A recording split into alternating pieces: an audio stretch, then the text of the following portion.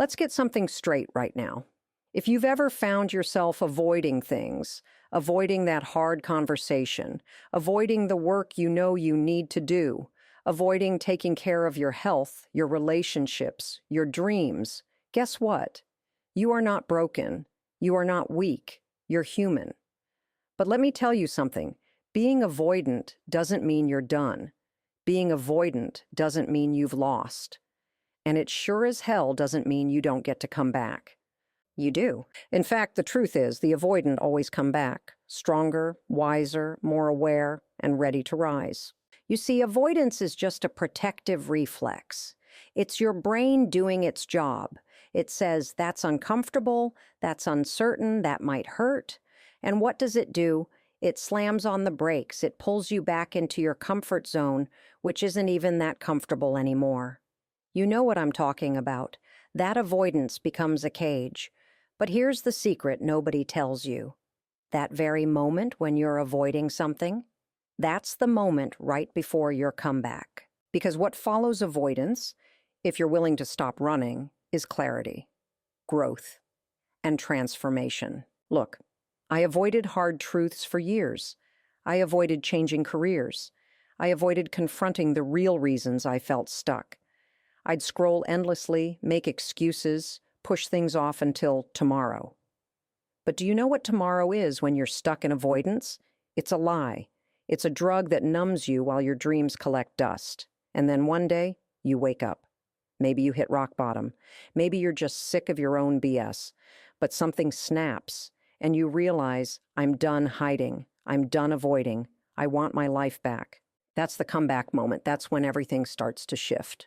I need you to understand this. The comeback is always louder than the silence of avoidance. The avoidant come back because deep down there's a part of you that knows you're made for more. That voice might be quiet, buried beneath anxiety and fear and procrastination, but it's still there. And that whisper, that's your truth. That's your power. That's the part of you that refuses to quit. Now here's where we bring in something I talk about a lot, the 5-second rule. You want to stop avoiding? Start acting. You've got 5 seconds. When you feel yourself hesitate, 1, 2, 3, 4, 5, move. Send the message. Make the call. Open the laptop. Get your butt to the gym. Avoidance loses its grip the moment you take action. Because let's get real. You don't need more motivation. You need movement. Motivation comes after action, not before. So don't wait to feel ready. You won't. Avoidance rarely do. You have to push through the resistance. You have to break the pattern. And I know it's scary. I know your brain is screaming, what if I fail? What if I get rejected? What if I'm not good enough? But what if you are good enough? What if you do succeed? What if the thing you've been avoiding is the very thing that will set your soul on fire? Let me tell you something. The avoidant come back not because they're fearless, but because they choose courage despite the fear. Because they finally realize that staying stuck hurts more than taking the risk. They realize that their future is worth being uncomfortable for. That life doesn't change by thinking. It changes by doing. You are not too late. You are not too far gone. You are not your past patterns. You are a comeback story in progress. Every time you've avoided something and felt guilt or shame, you weren't failing. You were preparing. You were collecting wisdom, building empathy, understanding your patterns so you can break them. But now it's time to choose different. You want freedom? Face what you've been avoiding. You want peace? Do the hard thing. You want your power back? Take the damn step. Don't negotiate with yourself. Don't wait to feel like it. Decide and act. 5 seconds. That's it. That's how the avoidant becomes the warrior. That's how the silence becomes the roar. So today, I want you to remember this. The avoidant always come back. They come back when no one expects it. They come back with fire. They come back with purpose. They come back because something inside them refuses to die quietly. You are not avoiding anymore. You are awakening. And the world better be ready for your comeback. Avoidance isn't weakness. It's your brain's way of protecting you from discomfort. But staying in that pattern becomes a cage. You're not broken because you avoid. You're human. The real power comes when you become aware of it. and decide to change. Avoidance ends the second you move. Not when you think about it, but when you do something. Use Mel Robbins' 5-second rule. Count 5 to 4, 3, 2, 1, and launch. Send the message. Open the book. Speak the truth. Action is the antidote to avoidance. Waiting to feel ready is a trap. Motivation doesn't come first. Action does. Start with a tiny step. Build momentum. The comeback builds through consistent, imperfect action, not waiting for perfect conditions. Avoidant people do come back because they've been through the fire. They've wrestled with fear, self-doubt, and shame. And when they decide to rise, they bring unmatched strength, self-awareness, and resilience. The comeback is louder than the silence that came before. Let's talk about something real, something raw. Something almost all of us have experienced, but very few of us want to admit: avoidance. That sinking feeling in your gut when you know you should do something, but you don't.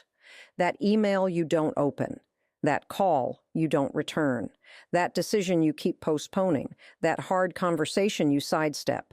Yeah, we've all been there. But here's the truth you need to hear loud and clear right now. Avoiding things doesn't make you weak. It doesn't make you a failure, it makes you human. Avoidance is not a character flaw. It's not proof that you're lazy or broken or doomed. It's a reflex, a survival mechanism built into the wiring of your brain. Your mind is designed to protect you. That's its job. And when it senses discomfort, when it senses fear, risk, uncertainty, or even possible rejection, it hits the brakes. It says, let's not do that. And just like that, you're scrolling instead of working. You're silent instead of speaking. You're stuck instead of moving. So many people beat themselves up for being avoidant.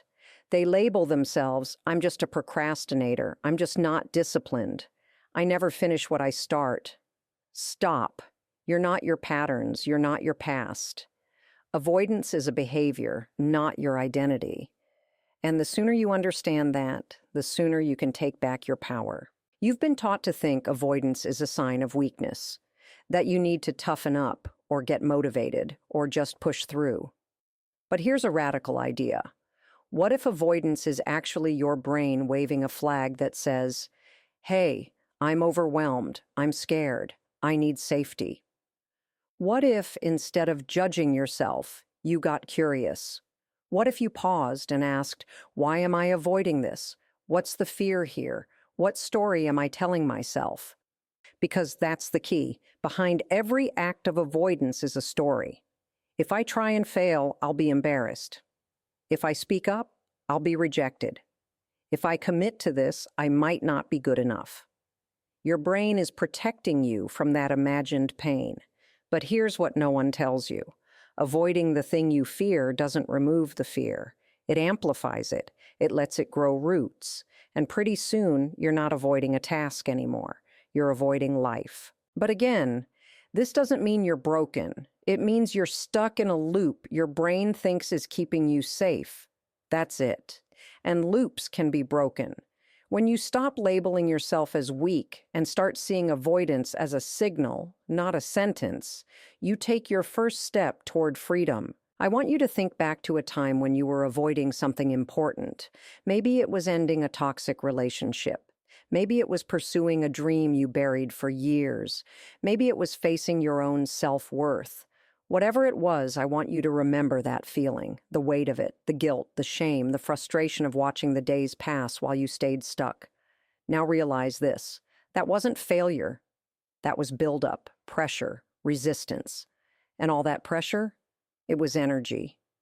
Energy waiting to be redirected, waiting for you to reclaim it.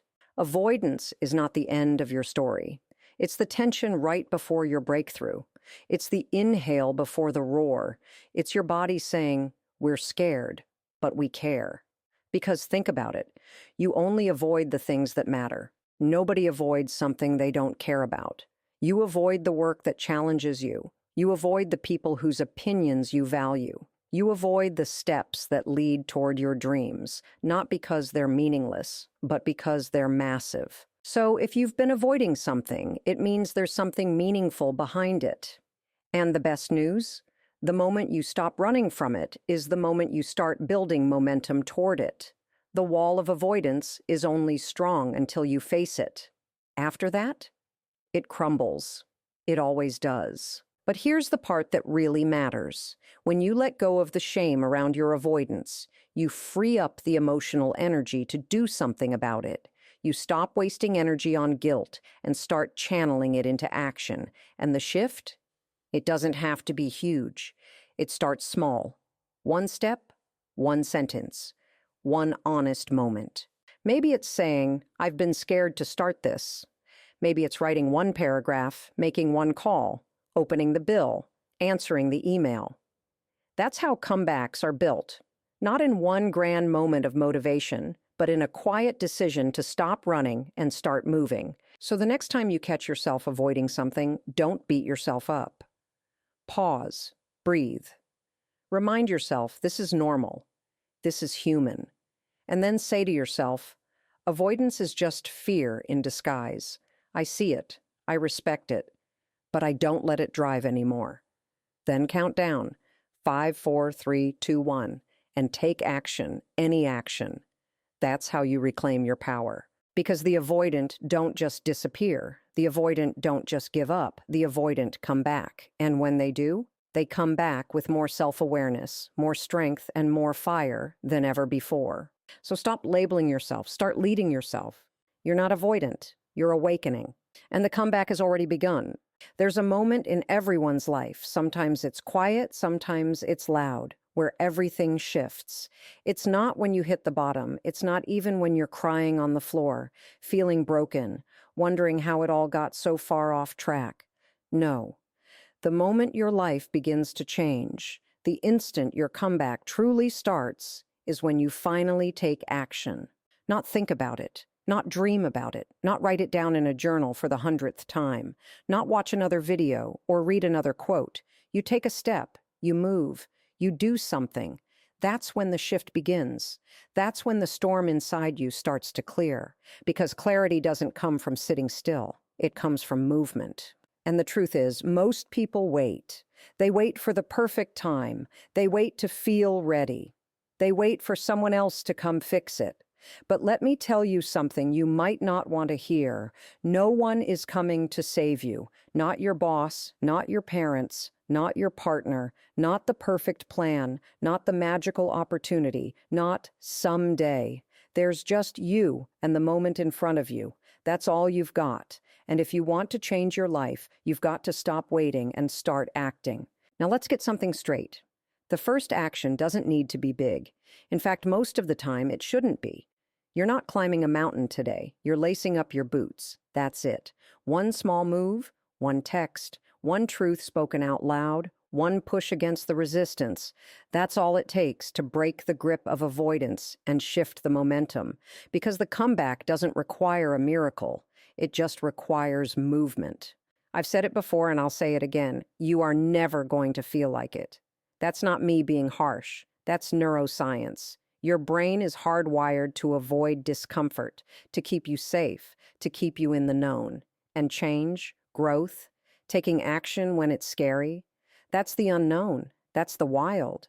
And your brain doesn't like wild. It likes predictable. So it's going to throw everything at you to keep you still. Fear, doubt, excuses, distractions. But here's the truth. If you wait until you feel ready, you'll be waiting forever. That's why I created the 5-second rule, because hesitation is the kiss of death to action. You hesitate for even a moment and your brain will fill the space with fear. But if you count down 5, 4, 3, 2, 1 and move, you interrupt that cycle. You bypass the mental brakes. You take the wheel, and guess what? That one small action you just took, it's the beginning of momentum. And momentum is everything. Momentum turns maybe into hell, yes. It turns fear into focus. It turns the voice of doubt into a whisper you barely hear anymore. And once you take that first step, something amazing happens. You start to remember who you are. You remember that you're capable, that you're strong, that you're not stuck. You're choosing to move forward. That's power. That's the comeback. Now, let's be real. It won't feel magical in the beginning. That first step, it might feel awkward. It might feel hard. You might want to quit 5 minutes in. That's okay. That's normal. Taking action doesn't mean it's easy. It means you're willing to face the discomfort because your future is worth it. And that's the difference between people who stay stuck and people who rise. The ones who rise act anyway. They feel the fear and do it anyway. They stop negotiating with themselves and start trusting that action will lead to clarity, even if they don't have all the answers yet, especially if they don't. Because here's something that'll change your life if you let it sink in. You don't need to have it all figured out to move forward. You just need to trust that the next step will reveal the next one, and then the next. It's like driving through fog with your headlights on. You can't see the whole road, but you can see the next few feet. That's all you need. Trust the light. Trust the movement. And you know what else? Taking action builds self-respect. Every time you show up, even when it's hard, you're telling yourself, I can count on me. And that self-trust, that's everything.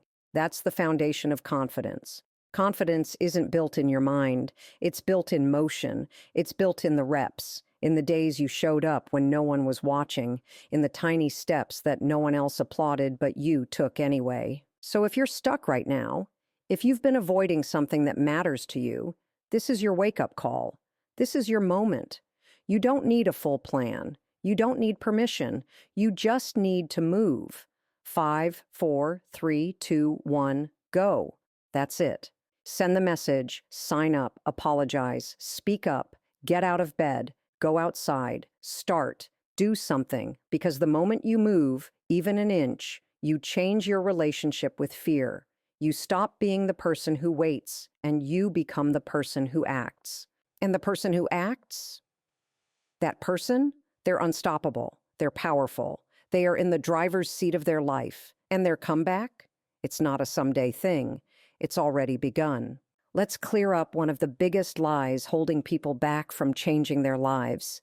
It's the myth that you need motivation to start, that some magical lightning bolt of inspiration is going to hit you, and suddenly you'll wake up early, go to the gym, have the tough conversation, start the business, write the book, chase the dream. Let me tell you the truth. You don't need motivation. You need movement. Waiting to feel motivated is the most dangerous form of procrastination. It's disguised. It feels reasonable. I'll start when I'm more inspired. I'll work on it when I'm in the mood. But here's the brutal truth. You're not going to feel like it. Not today, not tomorrow. And honestly, probably not the day after that either. Your brain isn't designed to get you to do hard things. It's designed to keep you safe, comfortable, in the zone where nothing changes. Motivation is a feeling, and like every feeling, it's unreliable. It comes and goes like the weather. You don't build your life on feelings. You build it on decisions. You build it on action, because action leads to results. And results, they create momentum. And once you've got momentum, then the motivation shows up. You see, motivation doesn't come before action. It comes after. Most people have it completely backwards. They think they need to feel good to start. But the reality is, you need to start to feel good. You don't wait until you're confident to speak up. You speak up and the confidence follows. You don't wait until you're ready to go to the gym. You go and then your mind catches up and says, hey, we're doing this now. That's how it works. So here's the real question. Are you willing to act even when you don't feel like it?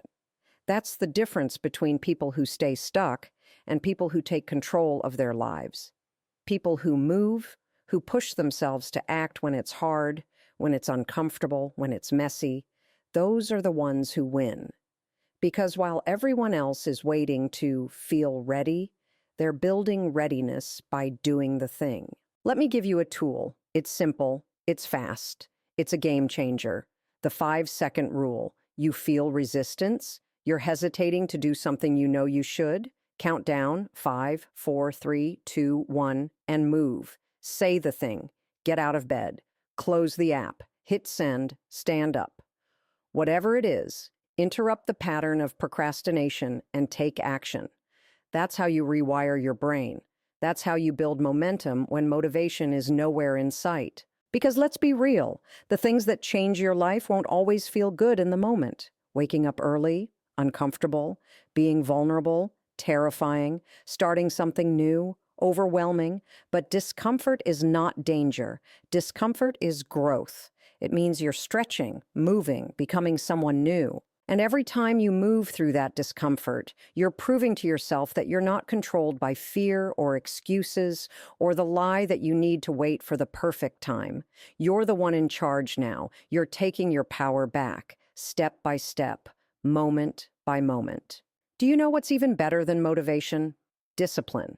Discipline is freedom. It's trust. It's knowing that even when the mood fades, you won't. Because you're not relying on inspiration. You're relying on action. You've built the habit of doing what needs to be done, no matter how you feel. Now, don't get me wrong, there will be days you feel energized, days you feel inspired. Use those days, ride that wave, but don't depend on them because they're not consistent. What's consistent? Your choice to act, your decision to move, even when your mind tells you not to. You don't need to go from 0 to 100. This isn't about overhauling your entire life in one day. This is about small, consistent movement. Brushing your teeth isn't exciting, but you do it every day. Why? Because it matters. And so does showing up for your goals. Even on the days when it's boring, especially on the days when it's boring, that's where the breakthrough happens. And here's the beautiful part. Once you start moving, even just a little, you begin to believe in yourself again. You see yourself doing the thing. You build evidence that you're the kind of person who follows through, who shows up, who takes the lead.